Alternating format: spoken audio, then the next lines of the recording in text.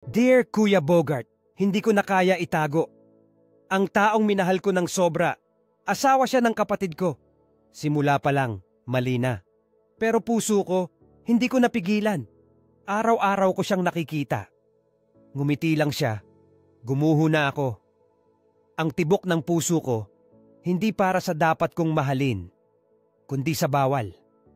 Alam kong kasalanan. Pero paano mo pipigilan ang nararamdaman mo kung sa bawat sulyap niya, para kang tinatanggap? Sa tuwing may problema sila ng kapatid ko, siya ang lumalapit sa akin. Nagpapayo ako, nakikinig, pero sa loob ko umaasa. Isang gabi, umuulan, humihingi siya ng payo, umiiyak, lasing, hanggang sa sinabi niya, "Kung hindi lang ikaw kapatid ng asawa ko, siguro ikaw na." Tumigil ang mundo ko.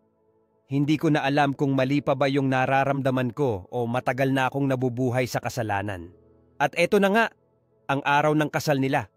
Tinulungan ko pa siyang isuot ang wedding dress niya. Ngumiti siya at sinabing, "Buti andito ka.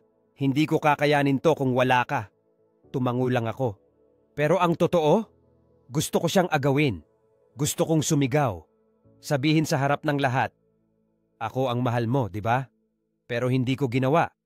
Dahil kahit anong pilit ko, sa dulo, ako pa rin ang talo. Pero ito ang totoo. Buntis siya. At ang ama ay ako.